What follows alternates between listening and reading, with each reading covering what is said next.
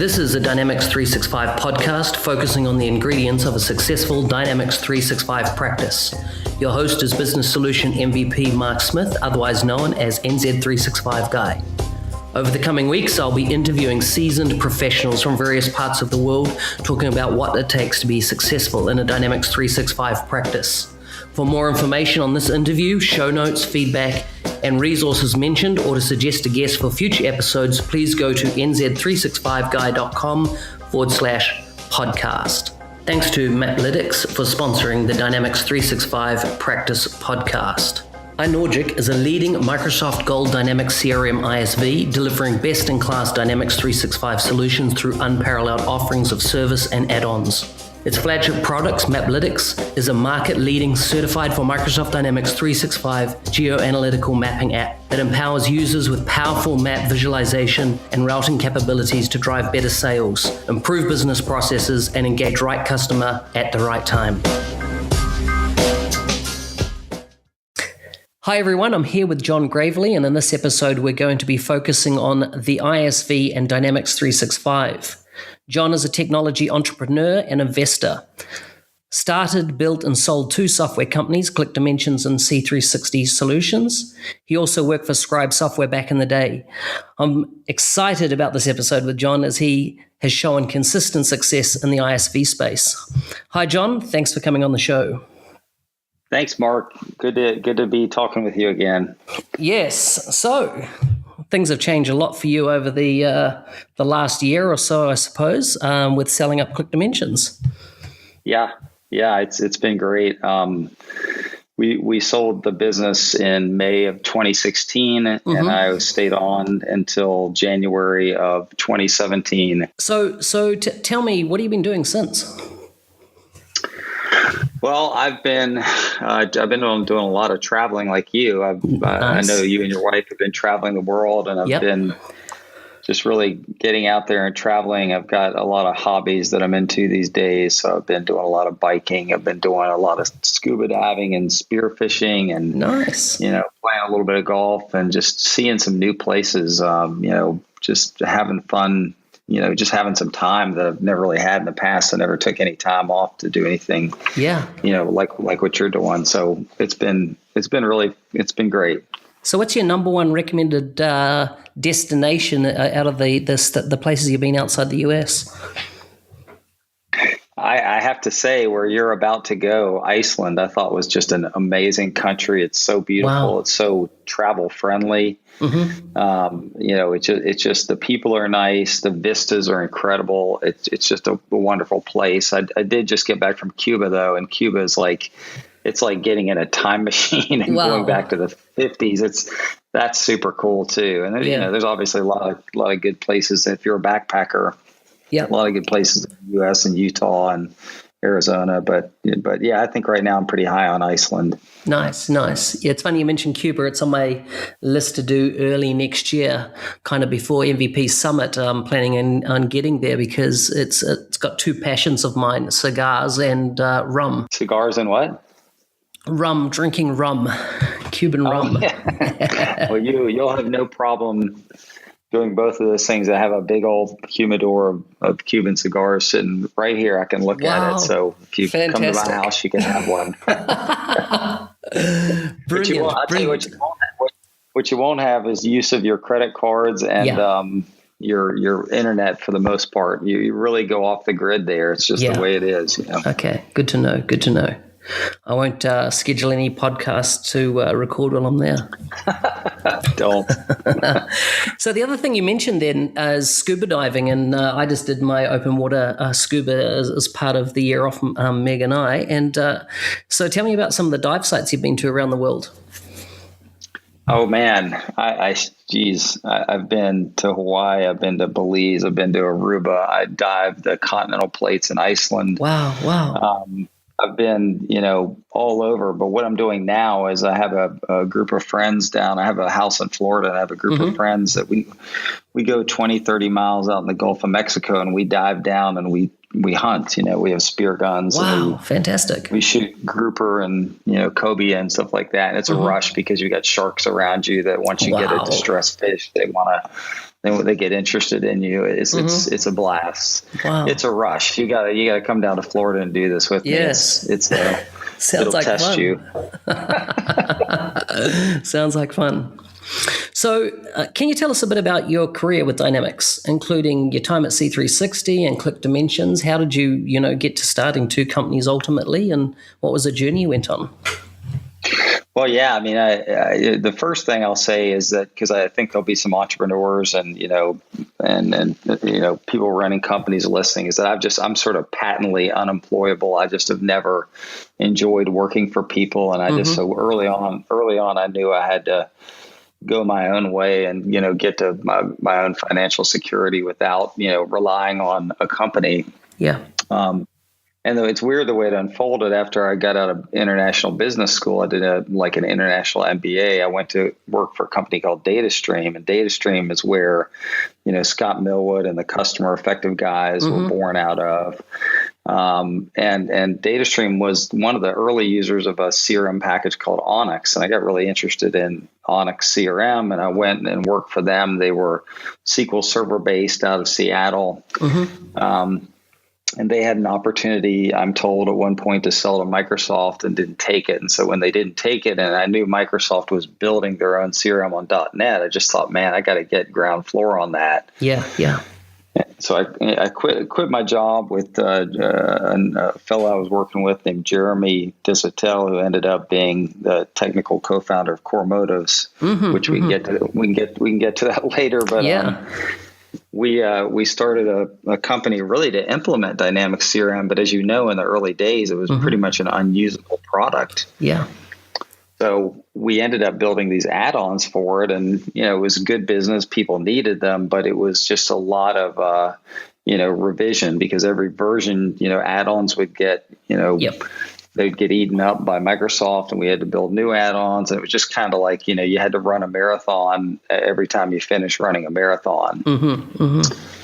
So that sort of indoctrinated me into, some of the opportunity that can go along with building on Dynamics, and also just some of the, challenges that you can have. After I ended with C360, I sold it. We had a good exit, and I ended up going up to Scribe and running marketing for Scribe Software for about a year and a half. Actually moved from Atlanta to New Hampshire and ran marketing for Scribe, and had a great time doing that. But part of that, I was implementing Pardot, which is a marketing automation solution. And so I really got into it. And C360 had previously been selling an email product called Green4, which you may or may not remember. And I was the main user of Green4. So I had these influences of Pardot and Green4. And that sort of led to the creation of really both companies, Core Motives and ClickDimensions. Wow. That ended up being, competitors, as you might remember. Yeah. I'm going to talk about them a bit later on, and how you ultimately seem to win over most of your competitors in that space with Click, which is very good. So of all the choices you had for creating ISV solutions on Dynamics, what made you target marketing and ClickDimensions? Was it because of that experience with Pardot and that you saw that marketing was on the weak side in the original Dynamics product suite, and is that why you targeted? Yeah, definitely. Plus, running marketing at Scribe, one of the first things, I did was look into marketing automation. So I got demos from Marketo and Pardot and Eloqua and all the players at the time. And it became kind of obvious that, this was going to be the next sort of thing, past CRM. And, your question, I think you used the vernacular, you said, of all the choices. I didn't really necessarily see it as that many choices. I mean, if you think about it, we've been building all these add-ons, which were just really, if we're honest, they were just features that Microsoft just hadn't gotten to yet. Correct. Yep. In C360. So, I wanted something a bit meatier, and I wanted something in marketing, because that was kind of my thing with C360. I was the marketing guy. And so, what better to build than a marketing solution? So that's kind of how that happened. So how'd you come up with the company name, ClickDimensions? As you know, when you go to look for a URL, there's like 3 so left. True. Yeah. And, a lot of the technology had to do with tracking people on the web and, who clicked where, who did what. And, I originally wanted ClickDynamics because of the play on words with Dynamics. Yeah. And, you search a billion things, and ultimately I got ClickDimensions, which I thought was cool because it was, the clicking and the dimensions, meaning measurement. So the measurement of the clicking, and which was cool because I designed a little logo, which exists today, which is a pie chart with a clicking arrow, a mouse arrow in it. Yeah. So it represents clicking and dimensions. So it kind of worked out, a little longer than I wanted, but it worked. Yeah. Oh, fantastic. I bet there's a few people that will be listening to this that, would have found that interesting where it came from. So I'd like to understand what you see as the role of the ISV in the Dynamics ecosystem. And I suppose in a way it's changed considerably over the time that you've been doing this, and perhaps so a look back and a look forward. Yeah. Well, so let's look back then. If you remember back in the very beginning, there was David Thatcher as the general manager of Dynamics CRM. And David was a guy that just, he was, if you ever met with him, he's just a cool guy. You could sit down and talk with him about the roadmap. You could be sort of honest about what you were doing. He would tell you, where he was and wasn't going to go. And I had, sort of that relationship with him. And then through the years also had to varying degrees relationships like that with, say, for example, Bill Patterson, who I've always, had a relationship with. And then you had, the Brad Wilson era, and Brad's a great guy, but we didn't necessarily have, as much communication. And then you got to the Stutz era, and it was just like you didn't even hear from anybody. So, not a diss on Stutz. It's a fact. For 3 years, I think I had 2 conversations, one at the very beginning and one at the end. And so, I think the ISV is, unless they're vertical, unless they're really, bringing customers to Microsoft. So let's say you have some sort of, let's just make an example. You have a software for pet stores and it's on Linux or something like that. You've got 4,000 customers. You're going to port it over to Dynamics CRM. Correct. You'll get some attention. People will like you, be at Microsoft, because you're going to bring potentially 4,000 customers. If you're seen as maybe drafting behind Microsoft and selling to their customers, even though you're adding a ton of value, even though you're making this customer stickier, even though, you're helping to close deals and compete against Salesforce, you just never get, the same kind of legitimacy or credibility. You just don't. So, I think if you're vertical and you're bringing customers, that's great. If you're vertical and you're in one of the verticals that Microsoft's really behind, that's great. You'll get some support. If you're horizontal, talk to Resco, talk to, me, talk to, probably others, that are really horizontal. You'll hear that they don't get a ton of attention.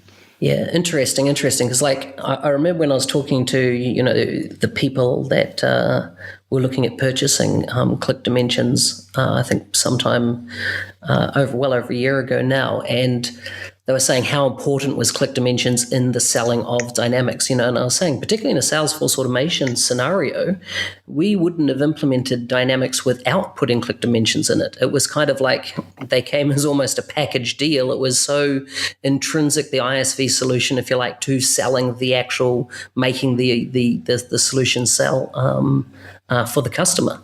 So it's interesting because it was definitely, required to compete heavily against Salesforce. You needed that marketing component. You absolutely did. I mean, Salesforce had acquired Pardot, which was a smart move on there. I mean, they acquired it via ExactTarget, which is a smart move on their behalf. Mm-hmm. But if you think about, when was it? A summer ago, I think at the Worldwide Partner Conference, when AppSource was launched. Yep. By far and away, ClickDimensions was the app on AppSource, regardless of whether it was CRM or one of the ERP platforms. Correct. Yep. And the whole putting together of that, the presentation of that, we weren't mentioned. Yeah.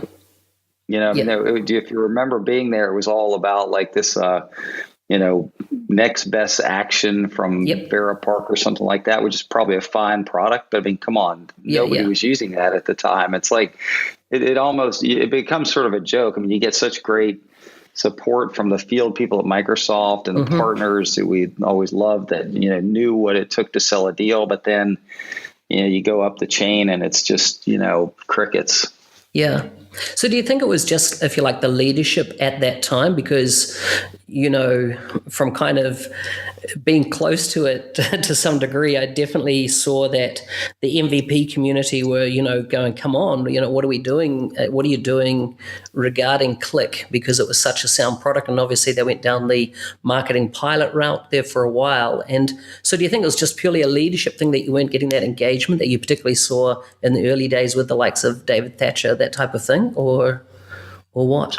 Well, yeah, I think that what happened is when they bought Marketing Pilot, that was their thing, and even though it was the wrong product, that was their thing. And so after that failed, you would have thought that, they'd have taken another look at ClickDimensions, but it turns out, from everything I hear, it turns out, that what they're doing is building their own marketing app. And now that there's no business and enterprise edition, that marketing app can go all the way up to Adobe. So I think it creates a huge, future competition for Click. Yeah, definitely. But it's interesting, and I'll get onto this later. In that, when we look at your competitors and how they fell by the wayside over time, and if you like, Microsoft to a degree going after Marketing Pilot like it did, my perception is it actually just built on your value with Click because your product worked, it was consistent, and it did. It just, I think he had good training programs around on training people on using it, and people loved it. Yeah, I mean, we had we were doing all the right things. But, and Marketing Pilot was doing all the wrong things. So it definitely fueled our business. I mean, at the time it happened, I was just thinking, oh my God, what is this? Because there was no communication. It was weird. It's like I was going to Seattle for a conference, and the minute the plane landed, I was there with Brad Burks, and my phone had a message, and it was some dude from Microsoft that I'd never met before, just sort of casually telling me that, my business is going to be impacted. And it's like, the guy had no concept of what it's like to build a business or do the things you have to do. And he's just making somebody told him to make a phone call. Wow. So, hey, call Gravely and tell his business is dead. Wow. It caused a lot of stress. And in hindsight, man, I have ISVs that call me now and they're concerned about things. And I just sort of say, hey, you never know how things are going to turn out. Just, remain calm. Yeah. You've definitely shown that. So what do you see as the opportunity for the ISV with Dynamics now? We've got AppSource. There's been a bunch of products, as you say, that have gone horizontal, and then, Microsoft built it into the core platform. But what are the opportunities out there for ISVs now? I think the opportunities, where you'll get the traction is if you're doing something vertical. Yep. I'm advising with one vertical ISV right now who I think has a real good possibility, to grow in the future. And if you're vertical in a vertical that Microsoft cares about, you really don't have to worry too much and look too much over your shoulder because, I really don't think Microsoft's getting in the vertical business. It's just too much for them to do. If you're horizontal, you just have to know that, you could be targeted just like CWR Mobility and Resco and ClickDimensions and, C360 and then I think an ISV has to take into account, you always hear that, what is it, that Stephen Covey phrase, begin with the end in mind. Yeah. What's your exit going to be? Do you want to sell the business? Of course, everybody does, even though some people say they don't, or, you might have a good exit in just running a really profitable business. But I can tell you, I'm an encyclopedia of exits for Microsoft Dynamics CRM. I know every one of them. I know what they went for. And, there's, and please correct me if I'm wrong, to my knowledge, ADX Studio is the only native app that ever exited to Microsoft. Yeah. So the other one I was thinking of is the whole field service where it's come from, but it was using ADXs for the portals. It was using, a company out of Germany for some of the automation, and then it was using, of course, the mobility. Was third party as well. So, but I think there was one company, and I forget, it was an American company that had kind of strung the bits all together, which made that field service or project service automation as we know it now. You might be thinking of Field One. Yeah, Field One. Yeah. Yeah, but Field One was a freestanding, platform. It wasn't dependent on Dynamics CRM. And that exit was because some big customer really needed it. They needed it for a big deal. I mean, this is all, hearing from bankers and whatnot. There can be some facts out of place. But what I understand is that Microsoft had this monster deal. The deal wanted field service. Microsoft brought in Field One because it fit. And then the customer said, we're not comfortable with this small company. If you owned it, we'd go for it. And so they bought it, and that was a Stutz deal. Yep. But that was something, that I don't see as a true native app that got, it wasn't like a CWR Mobility or a Resco or a ClickDimensions. They got bought in. Yeah, it's interesting that Resco's totally pivoted, I feel, to the Salesforce platform as well. And I just wonder if they see it will never be, and what I can see, a target for Microsoft to acquire. I would definitely say that's probably the case. I've had so many conversations with Ivan Stano. He's a smart dude. Yeah. I love their attitude. If you remember Berlin in February of 2012, when the Extreme Conference was there, Microsoft got on stage with CWR Mobility and and announced that deal. And that deal obviously unraveled. CWR ended up ended up not selling to anybody. And 10 Digits, who was the other mobile vendor, actually left the show. I've forgotten clean all about them. Exactly. I just remember the shock, because it wasn't a buyout at all. It was a partnership type thing, and then it just really never glued. It was a partnership, but my understanding is that they had an offer from Microsoft, and without going into any more details, that didn't happen. And I think that's a big regret for the folks involved in that. But Resco stuck through that. Resco, they're solid guys, but they would say the same thing that I'm saying, that just when you're horizontal ISV, you're going to be targeted. Yeah, absolutely. And that's not like targeted as like it's negative or malicious or anything. It's just Microsoft has a right to build their own IP. We're all big boys. We're grown ups. We understand that. It's just the key is to how do you get out and make money, and hopefully I time that right. Yeah, exactly. So what do you see as the building blocks to becoming successful as an ISV? Well, partners. Maybe not so much if you're horizontal and you've got a complex solution that partners can't deliver. I've seen that fail. But if you're vertical and you have a complex solution, but if it's anything that has mass appeal, if it's anything horizontal, the partners are the key. The partners are so great. I can't, I just thank those guys, and you included, of course, Mark, every day for everything they did for both my companies. But, if you pay them, if you treat them right, if you support them with sales and you stand behind the product, that's the gift that keeps on giving. It's just a great, it's a great leverage to have. You get a good team like we had of people to work with the partners. We called them partner account managers, people like, of course, Brad and Megan and Chantel and Jesse and Lisa and, just all these great people. Then the partners will keep giving. The other thing that to be successful as an ISV is, and this goes without saying, but you have to have a solution that has some meat on the bones, that has some, undeniable value. I've seen a lot of, not a lot, but I've seen companies come out with, try to build a business off, a sort of nice to have, add on or product. And they have a tough time, because you really need something that's compelling, Yeah. And partners partners are too busy to sell things that don't move the needle. Yep. In some way. And it's really not as so much about margin for the partners as it is about, does this help me close deals? Does this help me beat Salesforce? Exactly. All that. And, needless to say, I think, you just got to have the right people in your team. We just had such a great group of folks, many of whom came from C360 to ClickDimensions. We just, we were able to spin up quickly and make stuff happen. And it's all about the people. It sounds super cliche, but it really is all about the people.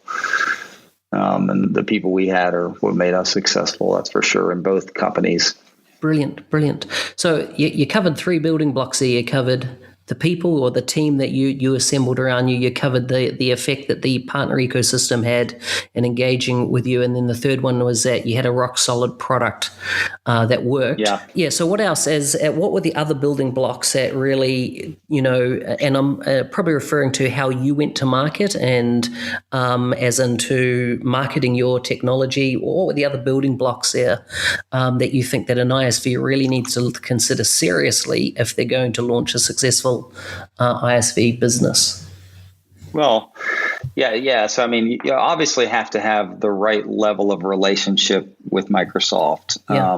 And as I've alluded to, if you're a horizontal ISV, it's probably not going to be at a strategic level with Microsoft. But, as the people that really make the machine move, the technical specialists, the solution sales professionals, the PAMs, you get the relationship with those folks and they really introduce you to the right partners. They're helping put your solution in demos and things like that. Exactly. That's super, super powerful. So you may not be getting a call from Satya, but if you got the field and you're working with you and you're working with them and helping them and adding value, then you get a lot out of that. So I think that's another really important pillar. And then, we did all the stuff in marketing that I think is, we just tried to stay on the front edge. And, when content marketing became big, we tried to be at the forefront with the blog and the ebooks and things like that, just to keep it in front of everybody, keep it in front of Microsoft, keep it in front of partners, keep it in front of, the competitors' customers. And we wanted to be there. If anybody said marketing with Microsoft CRM, we wanted to just pop up, whether it's, an ebook offer or a retargeting ad or whatever. So we played those channels really, really heavily. Just did digital marketing and the live event marketing, going to every event, Extreme and, CRM UG and, obviously the Microsoft events, which have changed over time, but, we just hit them all. Yeah. Brilliant. It's one thing I noticed that, I think I met you first in Queensland. I don't know how long ago it would have been, where you were doing probably your first ClickDimensions event in Australia, and I'd traveled up from New Zealand at the time for that Microsoft Partner Conference.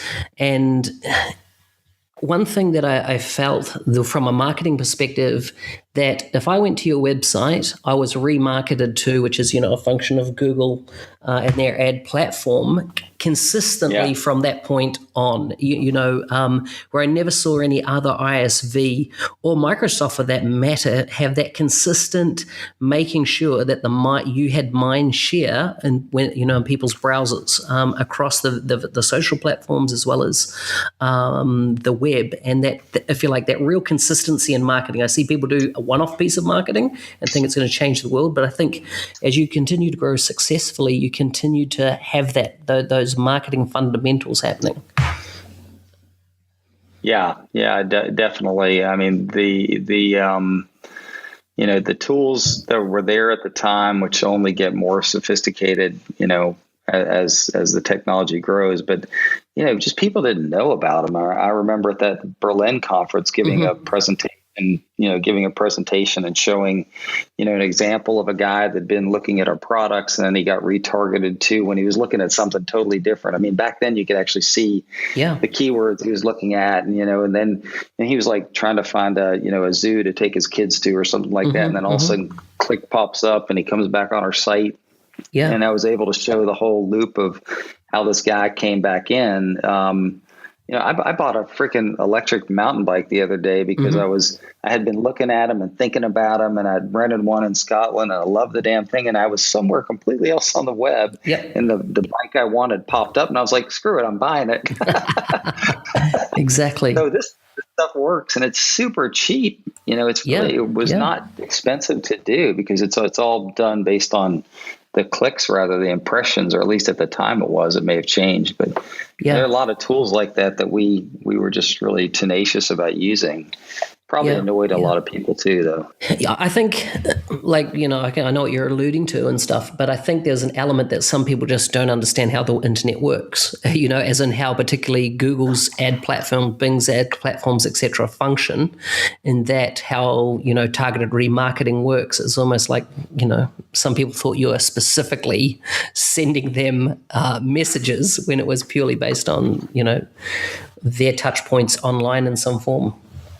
Yeah, definitely. So tell me, you've alluded to, how much partners played in growing your success, but, I've been to that many events that you really systematically engaged your partners. You looked after them. Tell us a bit about why that's so important, and if there's anything you can share about how you strategized that and really worked with partners to make them successful and therefore growing your own success. Well, some elements of it are just real basic common sense. If you get the partners, if you get them using your product, whether you give it to them for free or you give them a really discounted, use of it, that just makes sense. I mean, if a salesperson, a marketing person are sitting in front of Dynamics CRM using ClickDimensions, I mean, what do you think they're going to recommend, to their customers, assuming it works well and they get the support and service they need. So that's number one.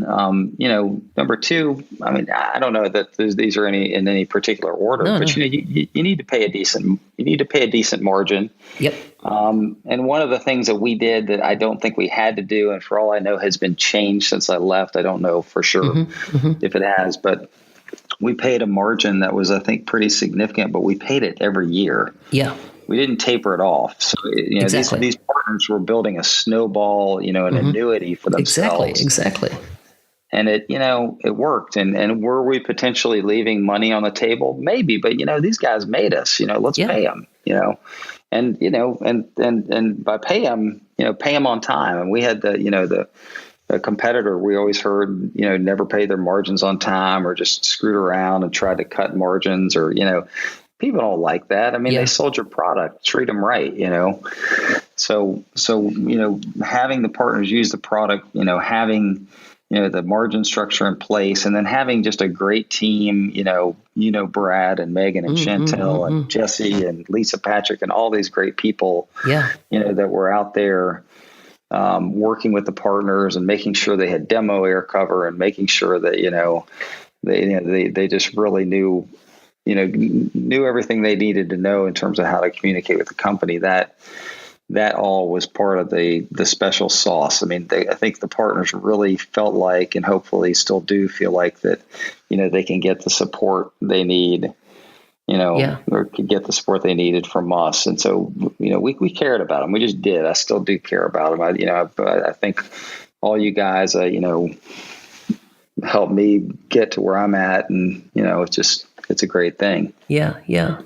So you had the good payment system in place. You onboarded the partners and had a really good support team. The last manager I was working with was Chantel, and just absolutely fantastic, consistent communication, always answered in a timely manner, had consistent rhythms of engagement with us. But you also did a couple other things, like you had the the information booklets and how do you do marketing, that type of thing that, could be connected to landing pages and used as an attraction. You also had the consistent training. It wasn't once-off training. You had your online training so people could continue to get skilled. How did that all come about? How did you put the framework in place? Which came first? Which came second? That provided all those great resources to partners. Well, the first thing was the content marketing. Just in the beginning, I just was blogging incessantly, and just trying to be the place where people came to get educated about marketing. To help further the business, but I was just geeking out on it. I was really into it and learning about what the new things were, and I was having fun helping others learn, and then assembling that content into we used to do the annual book of ideas, the ideas ebook, which was really a compilation of the blog posts for the year, and that was just such a highly download. I mean, tens of thousands of downloads on those pieces of content. And we did other, tons of other ebooks. And eventually, through our marketing director, Heather, ended up having just a dedicated content person that, did that. So at the end, I wasn't really even writing that much. But, so the content sort of came to drive the sales and marketing of the company. And then really when Matt came on, Matt Whitteman, who's one of your fellow MVPs, a lot of that, education and initiatives started to kick up. And then, with Alex on board and, others, we really got to where there were just these great trainings that people could go to and, in person. And then, of course, the online trainings and ClickDimensions Academy and all that sort of stuff came into play. With any product, you want to be sticky. You want people to use you. We had an account management group run by Kim who, did a lot of analysis on, why people would leave ClickDimensions when they did leave. And, we had a really strong retention. But one of the things she found out is that people left because they weren't using the app. We had such good sales, people would buy it. They intended to use it. They were excited about using it, but they got busy. They had stuff to do, and to use ClickDimensions, you have to come up with content to push out. And so it's not like it just does everything without you doing anything. So seeing that data, we knew that we could reduce the number of customers that left because they weren't using by training them and showing the benefits of how to use it. So a lot of that was symbiotic between Kim and Matt and Alex and, of course, Brad, who ran the sales team, and just sort of realizing that, we can't do anything about a customer that leaves because they go to Salesforce, but we can do something about a customer that leaves because they just never got around to using the product and it became shelfware. And that really drastically reduced, once the problem was identified. Brilliant. Would you do anything differently in the way you set up your partner engagement in hindsight from the beginning? Just really, suppose looking for, hey, I wish we'd kick that off differently or something like that. Anything that jumps to mind? I thought about that, and I really have trouble coming up with what that would be. I mean, there are definitely things that I think we could do in hindsight, like we didn't necessarily have to pay the year-over-year margin. We probably could have tapered it down and put more money in our pockets after year 3. But, I still like, given that we had, some tough competition in the beginning, I still like that we did that. It just felt right, and maybe we left some money on the table, but, who cares? I think it was a good thing to do, but I can't really, I think our team, led by Brad, and then all of the folks that, Chantel and Megan and Lisa and all those folks. I mean, I just think they're just good people that just knew how to treat partners right. And just, we just had a culture of just always wanting to take the high road and do the right thing. And, end up with great relationships with partners. So I feel like we did well there. There's always something you can improve, but I think that the fundamental pieces were there. Yeah, no, I find that really interesting in that, some people think they could have done something different, but for you to have, I know I sent you this question in advance, and to put the thought in and feel you've really, you've seen the outcomes of it and you executed well. I think that's fantastic. Tell me, what part did Microsoft play in your business in the earlier days? Well, like I kind of mentioned, like in the early days, I could go sit with David Thatcher and I could tell him what I was building and what I was thinking about. And, at one point, if you remember back to, and this is back to C360 days, of course, but I kind of see it as really the same company in a way. But, there were times when he said, John, we were thinking about building an activity roll up, but since you had done it, and it was, the problem was solved, we'd move to other things, that was cool. That was really cool. He could have really, hurt us by taking that product away in those early days, but he was communicative about that, and I think really after that, at the corporate level, there wasn't a ton of communication. Not that there was anything negative, there just wasn't as much communication after that. And just everything came down to the field level, just really, knowing like I said, the technical specialists, the solution sales professionals, the PAMs, the various folks that were really out there interacting with customers seemed to be more valuable than, constantly trying to, fly out to Redmond and get the uppers to think about you, because they just, especially with ClickDimensions. I mean, once Stutz came in about Marketing Pilot, there just was no communication, and that's fair. He had a different direction and that was his right to do that. But, he certainly wasn't going to talk to us until really, just the whole time. Yeah. No, interesting. Tell me about events and what part they played in your success and how you executed. And I'm thinking events from the various Microsoft events you attended, but you also, would throw some pretty good parties as well. They're central to a lot of these conferences and things. What part did they play in, I suppose, engaging with new customers and things like convergence in the past and your success?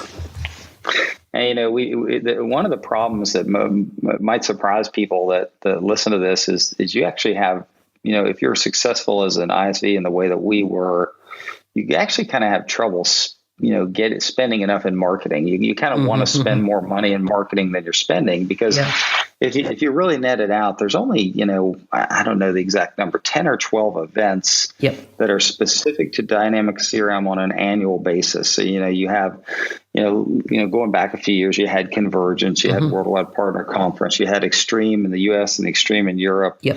And then you had the Dynamic Communities events, and every once in a while there would be a Convergence in Europe or whatever. And so if any of those events that were specific to Dynamics and to CRM, we were there. And, if the critical mass was there and the logistics worked out, we wanted to have an event, mainly to target partners, because you get a lot more ROI throwing a party for Mark Smith than you do for a customer. Totally. Because Mark Smith represents 20, 30 customers or 50 or whatever, So the events were huge, and, it became a point where you just thought, man, I wish there were more events we could do, because rather than flying to New Zealand to hang out with you, which was always fun, we can go to one place and there's 100 partners there. That's just makes good sense. Yeah, exactly.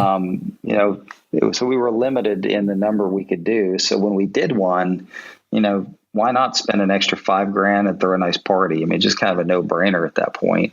Yeah. Brilliant.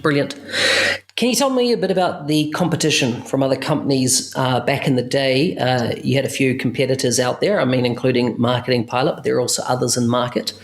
And from my view, they seem to have all disappeared over time.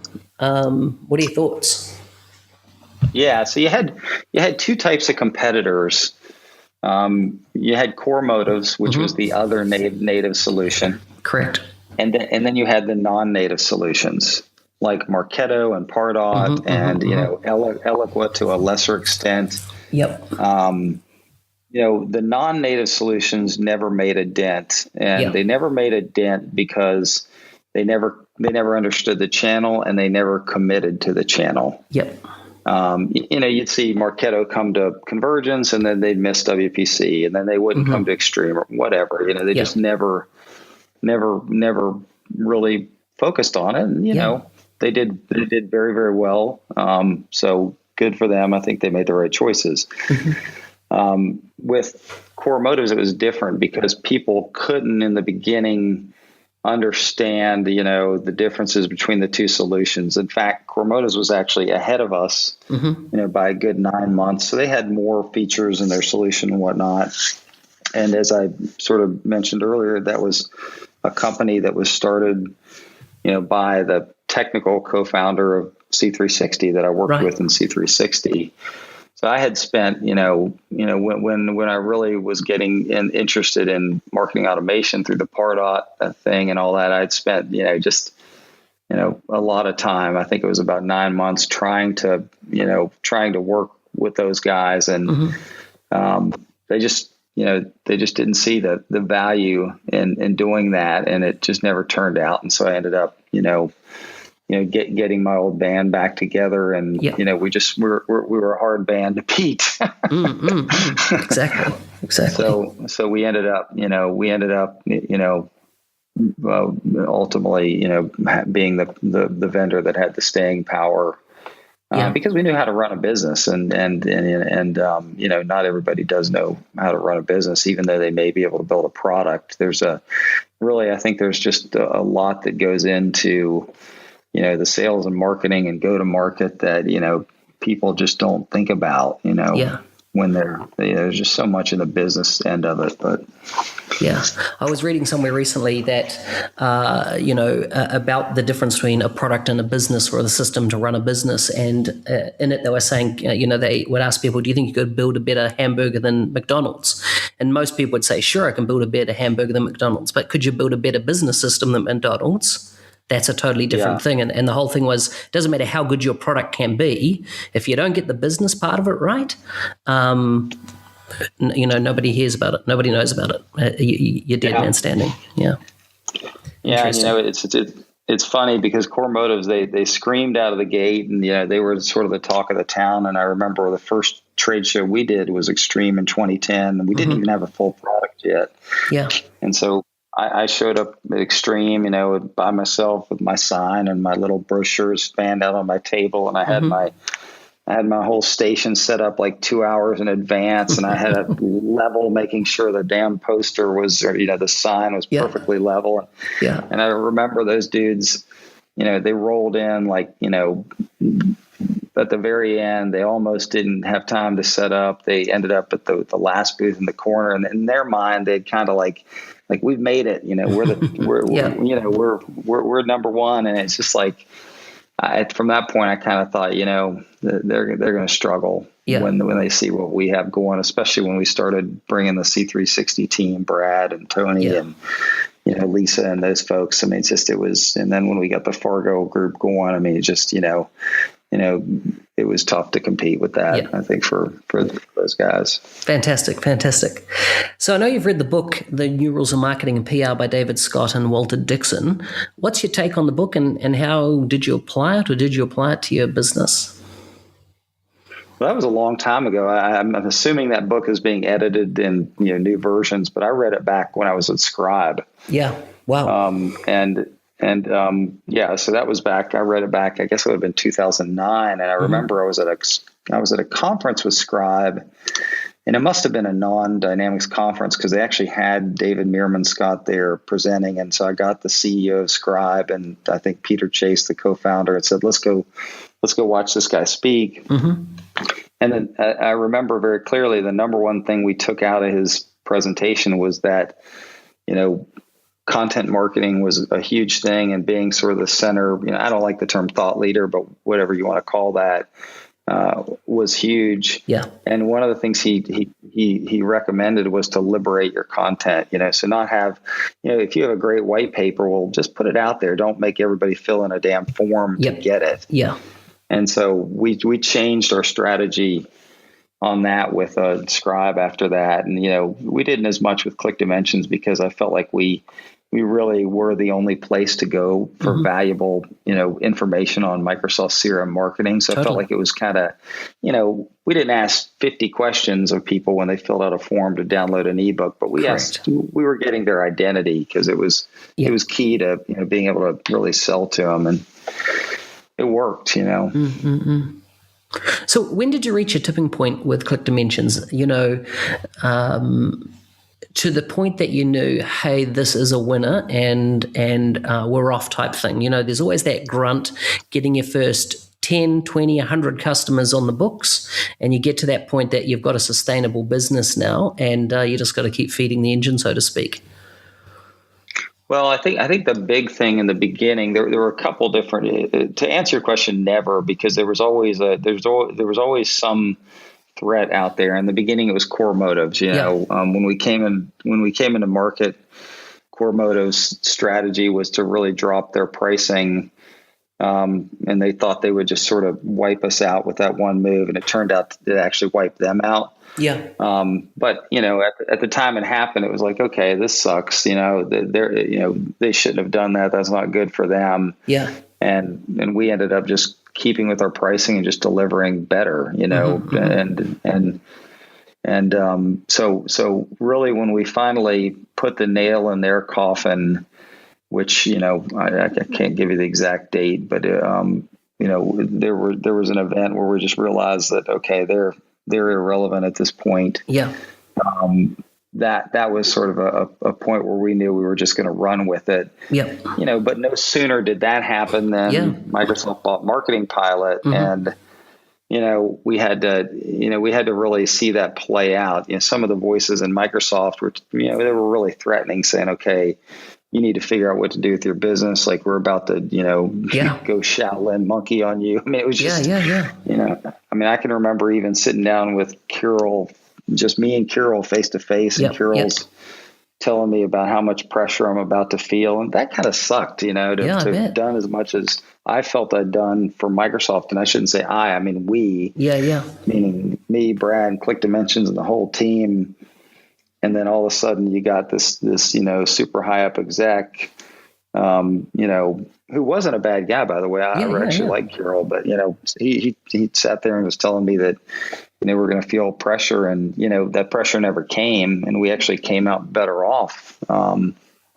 But, it's hard to not be a little intimidated sitting across, from a guy like Kirill who, has a lot of power. It's like, shit, dude. Totally. Why don't you just write me a check and leave me alone? Yeah. So true. It's probably good that he didn't. So many things that happen in the business are probably good. Like imagine if I'd worked things out and worked with Core Motives. Maybe we'd have gotten bought when we were a lot smaller. Maybe the sales price would have been a lot lower. You just, you can't regret too much in your life. If it turns out well, you kind of got to look back and say, okay, it wasn't a straight line up. Yep. But some of those little steps down maybe helped the step ups be better. You just have to sort of take it as a whole. Yeah, exactly. So from the outside looking in, I know that you had a great team, and you've mentioned a few of their names, at Click. So Matt, Brad, Corin, Chantel, Megan, are the few that came to mind for me. How did you create that formula of they were an onto it team? They had your DNA. You had a tremendous culture, if you like, within it. What were some of the ingredients that kind of created that team culture that you had in your business? Well, I think I have to give just a ton of that credit to Brad and some of the early folks in the business, Tony and whatnot. Kim that hired a lot of the people in Fargo, and it's obviously I think a lot of times in business the guy or girl running the business gets an unproportional amount of the credit for the success of the business. That's just always the way it is. And I think we just had some really good hires early on, that sort of had the same mindset of, treating partners right, of, really looking to find the best person. We hated to fire people, you have to as a necessity of business, but, we knew that it was just so important to really do a thorough interview process and really get the right people and really, be patient even in times when we didn't want to be patient. But, so many people get the credit for all that. Yeah. But it's just sort of about figuring some things out. And I think a lot of the things that we figured out had been figured out a little bit in the C360 days. We had Lisa, we had Tony, we had Brad. Yep. back in the C360 days, and we sort of had developed a profile of an ideal salesperson. Yeah. And we just were able to extend that, into ClickDimensions. And then, we ended up, once we got some scale, we ended up bringing Alex Farquharson over from Customer Effective to really run support and work with Matt, who'd done a great job. And so, Matt had, come on board and just changed the game for us as far as, how we, dealt with partners and how we dealt with support and things like that. But then, Alex coming on board allowed Matt to really focus on education and the different things. So we just, I don't know. I think a lot of it was relationships and just all these, relationships from years in the making. But there's a good bit of luck in that too. Yeah. So true. Just being around those good people. Yeah, they're definitely a great team. So what's next for you? Well, I have a non-compete until January 20th of 2018. So I haven't really thought about it. I do help companies, nobody that's competitive with ClickDimensions, of course, because there really is nobody competitive with ClickDimensions. So I do a lot of pro bono just with my ISV friends that just call up and I like that, enjoy that. People call me up and they say, oh, I'm having this issue and, with my marketing person or with this, that, or the other. And I just enjoy, it makes me feel like I'm giving a little something back to the folks that, help me get there. And I'd like to do more of it, but I haven't really tried to do anything operational, and I probably won't just because. No, why would you? Have a break. Yeah, exactly. It's more fun to help 3 or 4 companies than to get chained to one. So I don't, and playing that game with Microsoft, which is constant cat and mouse. And having won it twice, there's a temptation to go for the hat trick. There's a temptation to say, well, I'm the man, I can do it 3 times. But, I look back at both those situations. I say, well, it wasn't all me. And of course it was, very little of me. And there was some luck in this. And then do I really want to, gamble again and, put myself through all that? And the answer is, at least right now, I don't want to do that. Yeah, totally makes sense. So as we wrap up, I've got a few quick fire questions for you. What book do you recommend most to people and why? Yeah, I love reading adventure stories, totally only nonfiction, but, the book I always rave about is written by a guy named Joshua Slocum, who sailed around the world by himself. Back from 1895 to 1898. I mean, the balls on this guy must have been just huge. I mean, he did something that was basically, it was like committing suicide. And he was super chill. Like, he'd run into natives that were trying to steal from him or kill him. Yeah. He dealt with it. He would set up his sailboat so they could just sort of go on its own, and he would be down below sleeping while it's just trucking through the Pacific. I mean, just the guy was crazy. And I like reading about people like that, even though it's not technically a business book. No. It just shows you about the human spirit and people, what they can do when they take risk. Fantastic. It's just a really neat book. Fantastic. Yeah. Good. What's your favorite app and why? Favorite apps.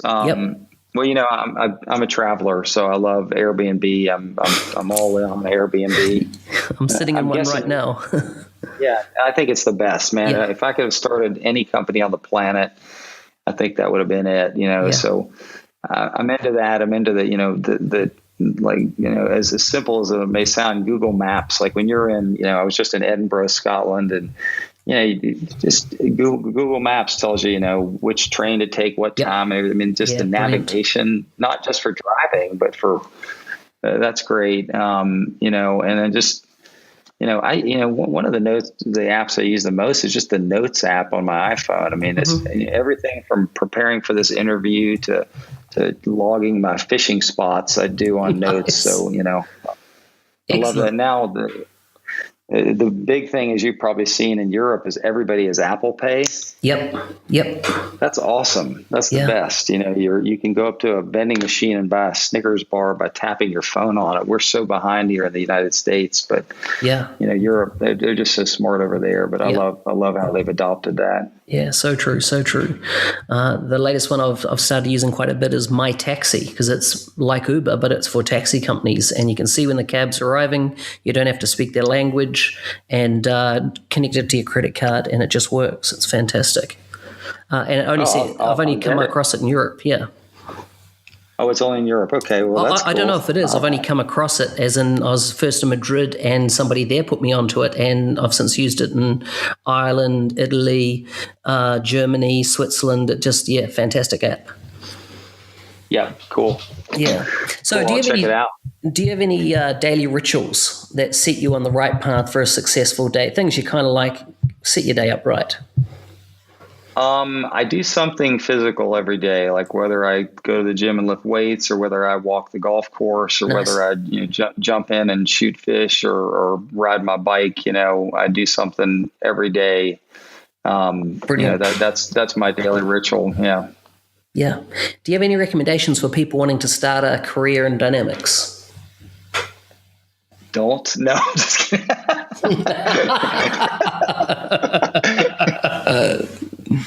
I don't know, man. I think they're onto something. I think what they're doing is really good. They have AppSource now. They got rid of this ridiculous concept of business versus enterprise edition, which I think is really smart. Brilliant. I think they're in a position where they can be successful. I just don't know that I would be advising somebody to start something horizontal like I've done, because I think maybe the opportunity for that is not quite there as much, as it was. Yeah, I agree. I think I'd do it vertically. Yeah. If you could redo anything in your career, what would it be? I like all of us, we have to work for money. And, I think a lot of what I did was, trying to, the end objective was trying to reach financial security, which is lovely to have for sure. Mm-hmm. But, I can't say that starting add-on businesses is probably gives you the same feeling that Elon Musk has, who's changing the world. Yeah. So, I think what I'll think about for what I do next is, I'd like to do something that, can have a different type of impact. I'm not saying that ClickDimensions doesn't have an impact, or C360 didn't, but it's different than, than somebody who's, doing something that helps people, or, in a more meaningful way. Brilliant. Good. John, it's been a pleasure to have you on the show. Before you go, if people want to follow you online, where can they find you? I'm not doing anything social these days. I'm not posting. I have a Twitter account, John Gravely, but I don't really put anything out there. I'm just kind of gone into hermit mode a little bit lately. I'm underwater shooting fish. This has been a Dynamics 365 podcast focusing on the ingredients of a successful Dynamics 365 practice. Your host was Business Solution MVP Mark Smith, otherwise known as NZ365 Guy. For more information on this interview, show notes, feedback, and resources mentioned, or if you know someone who would be a great guest for future episodes, please go to nz365guy.com/podcast. Thanks to Maplytics for sponsoring the Dynamics 365 Practice Podcast.